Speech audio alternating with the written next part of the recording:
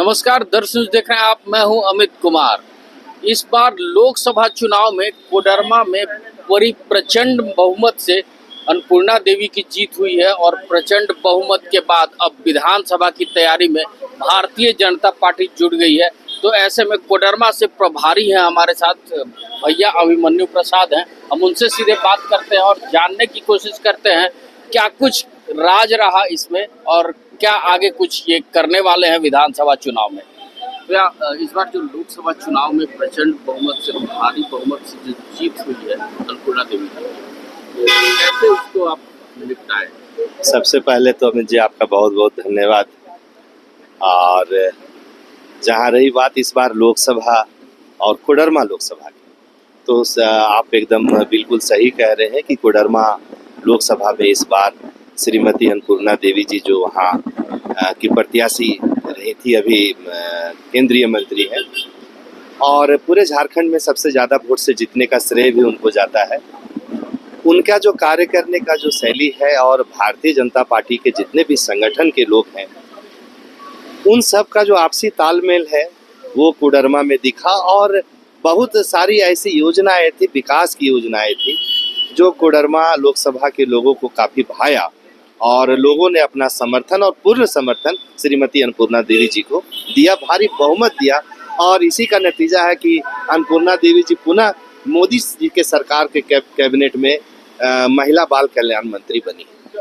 कहीं ना कहीं देखा जाता है कि संगठन में जो कार्यकर्ता हैं वो भी बूथ लेवल स्तर तक के जो कार्यकर्ता हैं उनकी भी भागीदारी काफ़ी ज़्यादा होती है। तो अब 3 महीने या 4 महीने महज बच गए हैं विधानसभा चुनाव को लेकर, इसको किस रूप में देखते हैं? वहाँ से इस बार JKBS पार्टी जो है, देवेंद्र महतो हैं या फिर कह लीजिए जयराम महतो हैं, वो लोग भी शिकस्त देने की तैयारी में जुटे हैं। देखिए, हम लोगों का नारा ही है कि हमारा बूथ सबसे मजबूत, और इसी का प्रतिफल है कि बूथ स्तर पे हमारे इतने कार्यकर्ता हैं, पन्ना प्रमुख तक हैं, बूथ अध्यक्ष हैं। तो जहां बूथ पे जहां पे है मजबूती के साथ अगर आप डटे हुए हैं तो जीत सुनिश्चित है।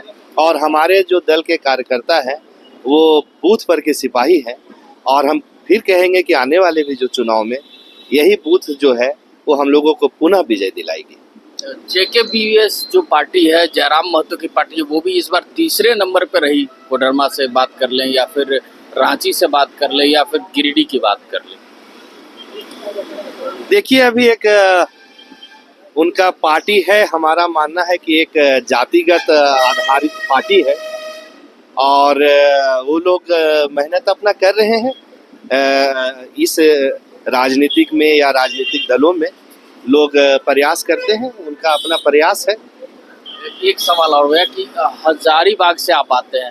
हजारीबाग में अभी जो चर्चा का विषय बना हुआ है नीट पेपर लीक परीक्षा मामले को, OSS स्कूल को लेकर, उसके प्रिंसिपल, वाइस प्रिंसिपल से लेकर दैनिक अखबार जो वहाँ स्थानीय अखबार है उसके 2 पत्रकार का भी नाम सामने आ रहा है। तो हजारीबाग बार बार ऐसे चर्चाओं में क्यों रहता है? देखिए, जो नीट का जो प्रश्न पत्र का ये जो लीक आउट का मामला है, ये अगर सही से कहे तो हम लोगों के लिए शर्म का बात है कि हजारीबाग में और वैसे भी जो पत्रकार हैं जिनका दायित्व समाज के प्रति काफ़ी ज़्यादा है, अगर वो इस तरह के काम में संलिप्त है तो ये बहुत दुर्ख की बात है, शर्म की बात है। एक और जहां हजारीबाग का नाम वर्षों से पूरे देश में अनेक विषयों पे चर्चा में रहा करता था और इस बार जो है वो इतने गलत कार्य के लिए, बच्चों के भविष्य के खिलवाड़ के लिए, वो भी कुछ पत्रकार के हाथों से अगर ऐसा उन्होंने जघन्य काम किया है तो हम लोगों के लिए बहुत दुख की बात है और हम लोग बहुत खेद प्रकट करते हैं कि उन लोगों के वजह से हजारीबाग का नाम काफ़ी नीचे आया है। जैसे और भी बात कर ले हम, वहाँ OSS की जो प्रिंसिपल हैं एहसानुल हक हो गए या फिर उनके जो भाई हैं, छोटे भाई है इम्तियाज़ हैं, उनकी बात कर लें तो वो हजारीबाग में कैसे उस तरह से पहले भी परीक्षाएं हुई हैं, BPSC की भी परीक्षा में उसी तरह से गड़बड़ी पाई गई थी। देखिए, जब जहाँ तक इस प्रश्न पत्र लीक का मामला है और पूर्व में भी आरोप लगते रहे हैं और मेरा मानना है कि सब किसी एक जाति विशेष के लोग हैं, तो कहीं ना कहीं ये संतलिप्तता उजागर हुई है और इन लोगों का एक रैकेट है, अगर ये रैकेट जो नहीं रहता तो सीबीआई जो है वो हजारीबाग तक नहीं पहुंचती। बहुत बहुत धन्यवाद। तो आप देख सकते हैं कि नीट पेपर लीक परीक्षा मामले में भी जो हजारीबाग का नाम आ रहा है, उसमें कैसे हजारीबाग के जो भारतीय जनता पार्टी के नेता हैं वो सवाल उठाते नजर आ रहे हैं कि इस तरह की गड़बड़ी होना बहुत ही निंदनीय है। और अब विधानसभा चुनाव की तैयारी को भी लेकर अब हजारीबाग और कोडरमा आगे बढ़ चढ़कर हिस्सा लेगा और बूथ स्तर तक कार्यकर्ताओं को एकजुट करने का काम करेगी।